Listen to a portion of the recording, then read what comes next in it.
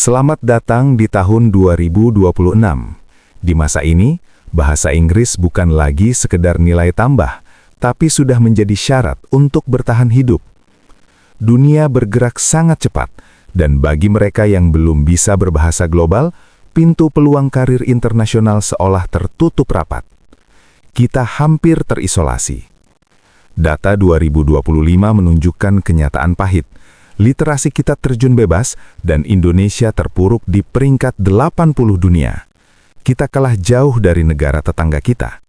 Jika kamu masih merasa bahasa Inggris hanyalah sebuah mata pelajaran sekolah, kamu sedang berada dalam bahaya besar.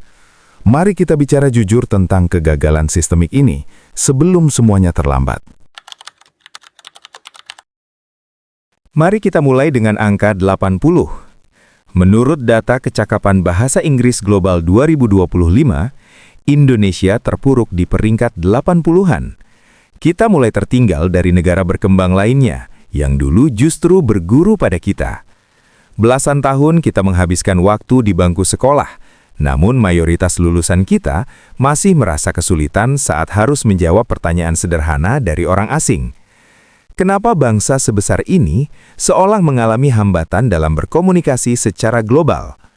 Hari ini, kita akan membedah kondisi dalam sistem kita dan melihat realitas yang terjadi di lapangan. Masalah pertama yang cukup krusial adalah faktor psikologis. Di Indonesia, mencoba bicara bahasa Inggris seringkali dianggap sebagai sebuah risiko sosial. Muncul stigma tertentu seperti sok Inggris atau tuduhan tidak nasionalis. Fenomena grammar police ada di mana-mana. Alih-alih mendukung, banyak orang justru fokus mencari kesalahan tata bahasa untuk dijadikan bahan ejekan. Mentalitas perfeksionis ini secara tidak langsung membunuh keberanian para pemula. Padahal, inti dari sebuah bahasa adalah pesan yang tersampaikan dengan baik. Di lapangan, banyak orang akhirnya memilih untuk diam karena takut salah. Kita lebih khawatir pada penilaian orang lain daripada ketertinggalan global kita sendiri. Lalu, bagaimana dengan sistem pendidikan kita? Kita tampaknya masih terjebak dalam kurikulum yang ujian sentris. Kita belajar bahasa Inggris hanya untuk mengisi jawaban di atas kertas agar lulus ujian. Di sekolah, kita sering dipaksa untuk bisa bicara dan menulis, padahal kita belum cukup banyak mendengar dan membaca. Ini seperti memaksa sebuah printer bekerja, padahal kita belum memasukkan tinta dan kertasnya. Hasilnya tentu tidak maksimal. Selain itu, kesenjangan kualitas pengajar juga cukup nyata. Di beberapa wilayah, akses terhadap praktek bahasa yang aktif masih sangat terbatas. Tanpa adanya urgensi yang nyata, belajar bahasa Inggris akhirnya hanya dianggap sebagai beban tugas tambahan yang membosankan. Secara teknis, hambatan kita adalah perbedaan sintaksis. Struktur bahasa kita tidak mengenal tensis. Itulah yang menciptakan jebakan mental terjemahan. Kita berpikir dalam bahasa Indonesia, menerjemahkannya kata demi kata di otak, lalu baru mengucapkannya. Proses ini lambat dan kaku. Ditambah lagi masalah pelafalan dan kekayaan kosakata yang membuat pembelajar merasa kewalahan. Kita belajar teori belasan tahun, tapi tidak pernah mempraktikannya karena lingkungan yang tidak mendukung. Ketergantungan pada terjemahan inilah yang sebenarnya justru memperlambat kelancaran kita.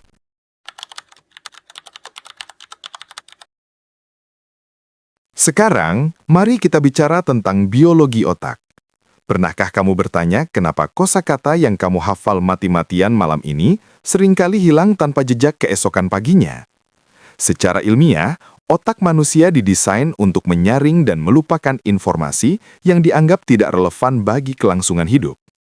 Di sekolah, kita menyimpan bahasa Inggris di bagian memori jangka pendek atau working memory karena tujuan kita hanya untuk lulus ujian. Namun, untuk bisa bicara dengan lancar, sebuah bahasa harus dipindahkan ke memori jangka panjang, tepatnya ke bagian procedural memory, bagian yang sama yang menyimpan kemampuanmu bersepeda atau mengetik tanpa melihat tombol. Masalahnya, memori ini tidak bisa terbentuk hanya dengan menghafal rumus. Ia membutuhkan frekuensi dan asosiasi emosional.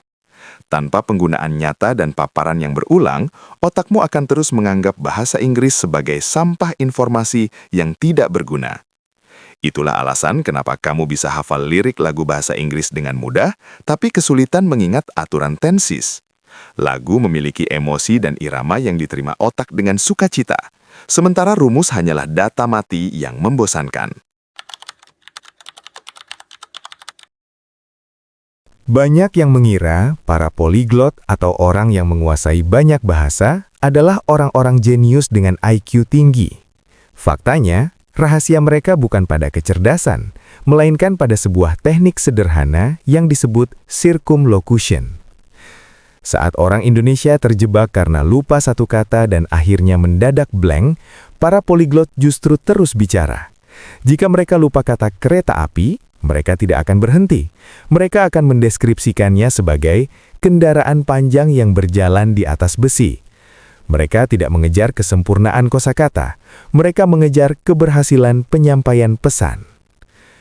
Di lapangan, kendala kita adalah kita terlalu bergantung pada kamus mental. Kita merasa berdosa jika tidak menggunakan kata yang tepat sesuai buku teks. Padahal, komunikasi yang efektif adalah tentang bagaimana maksudmu bisa dipahami oleh lawan bicara, bukan tentang seberapa hebat diksi yang kamu gunakan. Para ahli tidak pernah menunggu sampai mereka tahu semua kata untuk mulai bicara. Mereka bicara dengan apa yang mereka punya, dan membiarkan sisanya mengalir seiring proses.